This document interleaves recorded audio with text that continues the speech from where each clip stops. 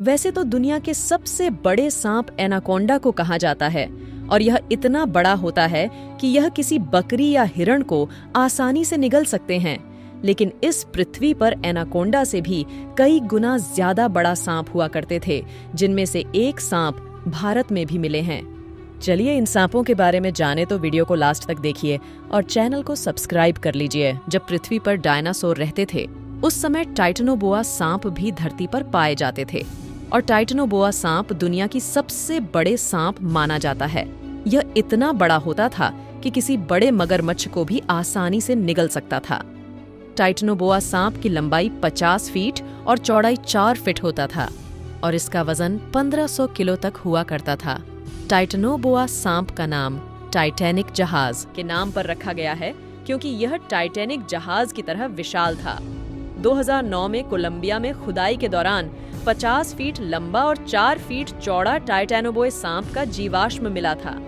अब आप सोच रहे होंगे कि क्या सांप अभी भी जिंदा होंगे?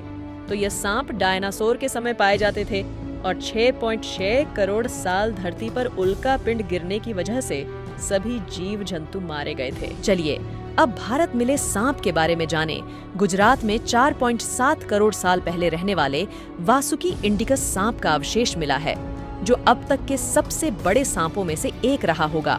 इस सांप का नाम भगवान शिव के गले में लिपटे वासुकी सांप के नाम पर वासुकी इंडिकस रखा गया है, जिसकी लंबाई फीट और इसका वजन 1 टन बताया गया है। रिसर्चर ने इस सांप की 27 रीढ़ हड्डियों को खोजा है। इन सभी हड्डियों को जोड़कर रिसर्चर इनकी लंबाई और वजन का अनुमान लगाया है। अब जानते हैं कि वासुकी इंडिकस क्या खाते होंगे। तो यह बात पूरी तरह से साफ नहीं है कि वासुकी क्या खाता होगा, लेकिन जहां यह मिला है वहां के आसपास पाए गए दूसरे जीवाश्मों से पता चलता है कि यह सांप कैटफिश, कछुआ, मगरमच्छ और हवेल के साथ दलदली जगह में रहता था, तो शायद यह सांप उनका ही शिकार करते होंगे। वासुकी सांप जहरीला नहीं था और बड़ा आकार और ज्यादा वजन के चलते यह किसी शिकार का पीछा भी नहीं कर पाता होगा। मतलब 10 करोड़ साल पहले इस पृथ्वी पर सिर्फ बड़े आकार वाले जानवर का ही राज्य था। अगर इस पृथ्वी पर उल्का पिंड नहीं गिरा होता तो शायद इस धरती पर हर जगह आज डायनासोर और बड़े बड़े सांप होते।